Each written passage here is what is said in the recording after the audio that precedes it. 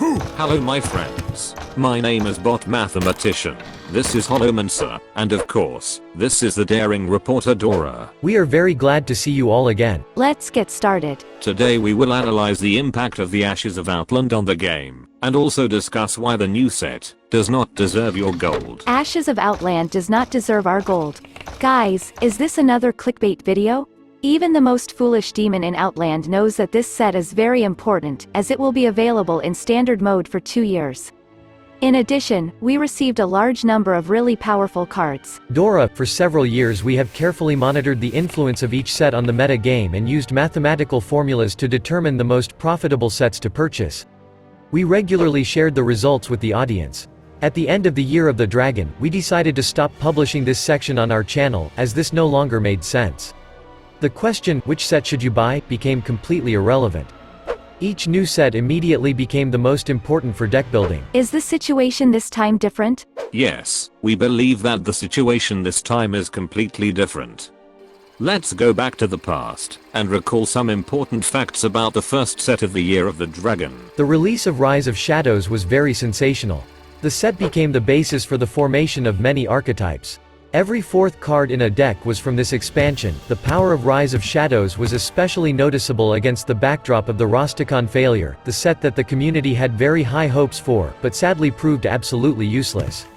Despite the fact that the legendary cards from Rise of Shadows had a very narrow application, they all found places in decks. Of course, some strategies were too weak and thus not very popular, but players stubbornly used them for fun. This set had the biggest impact we had ever seen.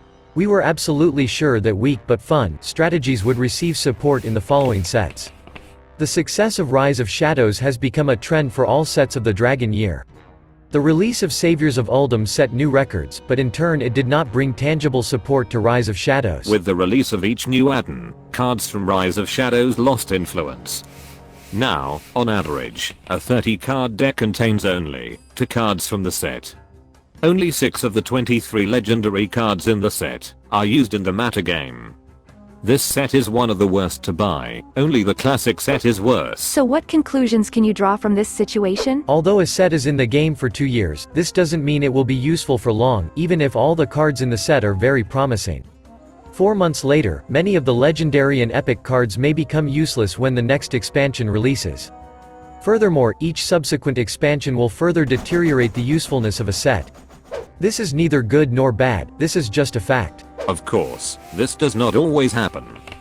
Sometimes a set remains relevant for a long time, if it contains many key cards for building strong archetypes. Other times a set has almost no effect on the metagame. Sometimes developers can give a set a second life, like what happened last year with the buffs to Boomsday cards. For this reason, there is always an expansion that is best to invest golden money into, and this is not always a new set. Let us take a closer look at the influence of Ashes of Outland. After its release, more than 33% of the cards in the meta game belonged to this set. This means that on average 10 of the 30 cards in each deck were Ashes of Outland's cards. This is not just a new record, it is truly an anomaly. What is the reason for such abnormal popularity of the set? What makes this set so special? Dora, thank you very much, we have been waiting for this question. This set contains a large number of important cards for demon hunters. The uncontrolled popularity of the new class provoked a real collapse of the metagame. The developers immediately released 2 nerfs that slightly changed the situation, but the class is still very popular and very strong. According to our survey, more than 73% of the players are sure that this is not enough, and new nerfs are needed. It seems that the remaining 27% of the respondents are demon hunters, and demand that the developers stop touching them. Let's now take a look at the latest Ashes of Outland data. The use of these cards in the meta game has fallen from a maximum 33% to 25% after the second wave of nerfs. The popularity of legendary cards is 29%.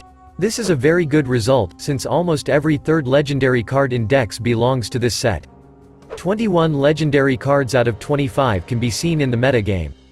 The result is not as high as last year, but still not bad.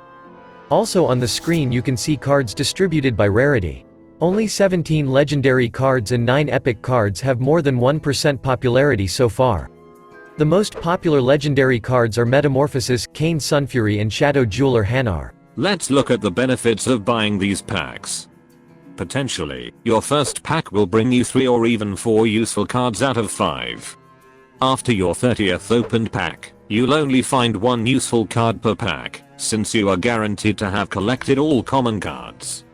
After the 60th pack, you will stop receiving new rare cards. After that, you will need to purchase 13 packs to find 1 useful epic card. To get a useful legendary card, you will need 33 packs on average. I'm just a journalist, not a mathematician, but it seems that this data indicates that this set is preferable for purchase. Despite the fact that not all legendary cards are used, most still found their niche. Dora, you are right, this is definitely one of the best results. But there are several nuances to which we want to draw your attention. Firstly, the popularity of the set depends far too much on the popularity of demon hunters. Secondly, players are still experimenting with more than 100 new cards, but most new archetypes look rather weak. For this reason, with each new week more and more cards are leaving the metagame. In our last video, we analyzed the best decks of the current meta, and determined that a large number of the most effective decks use almost no new cards. It seems to us that we have received too few new archetypes that are based on new cards. For this reason, the purchase of this set is nearly useless for some classes. For example, the Shaman uses only 4 cards out of the 40 available to him, cards with more than 1% popularity. The Warlock uses only 5 out of 40. The Warrior and Druid use 7 cards. The Rogue actively uses 8 cards, and they are very effective and serve as the foundation for almost all archetypes. Also, this set is especially important for the Paladin, Mage and Hunter. But, as we already said, new cards are especially popular in Demon Hunters decks. In our opinion, the set doesn't contain many strong epic and legendary cards. Only some of them can be called necessary for most players. By the way, this time we do not plan to make a separate guide about the best cards from Ashes of Outland. If you are interested to know about which cards are worth investing in, let us know in the comments and take part in the vote. Before we continue, we want to thank our patrons.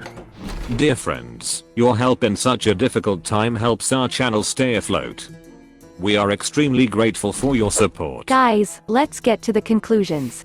Despite the high popularity of individual Ashes of Outland cards, is the release of the new set a failure? No, we don't think so. But the set definitely has a small effect on decks. Perhaps the problem is the high popularity of Demon Hunters, which makes it difficult to unleash the potential of new strategies, or perhaps new ideas lack synergy.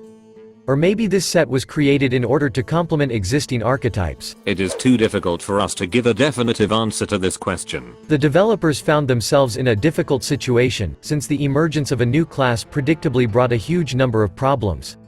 But this is a very important step. The community just needs to be patient. In the near future we will definitely see the announcement of a new nerf. According to the results of the last week, Shaman, Priest, and Druid no longer have effective archetypes. In turn, Tempo Demon Hunter remained one of the most effective archetype, and again began to grow in popularity. Dear friends, what do you think about this? How do you rate the latest expansion? Do you think Ashes of Outland is a failure? Take part in the YouTube vote and share your opinion in the comments. Where should you invest your gold? If you are a Demon Hunter, buying this set is still a good choice. Descent of Dragon still looks attractive to most other classes, if your collection is not complete. If you are a new player, we also recommend you purchase Descent of Dragons packs. In other situations, we recommend you save gold for the next expansion. As always, this is the most rational solution. Here are some more suggestions. We strongly do not recommend new players to buy classic packs. After rotation, the classic set became even more useless than before. Only 3 legendary cards from the set have a popularity above 1%. Reading your comments, we found that the new pack system inspired some players to buy old sets. This is actually a good opportunity to guarantee getting the missing cards for both the standard and wild modes. But do not forget that at the end of each month you will receive a reward for achieving ranks such as several rare standard cards. You may receive missing cards from these. The higher your result on the ladder, the more rare cards you get at the end of the month. In other words, you will fill the gaps automatically over time. And one more question from us, in which league did you finish last season?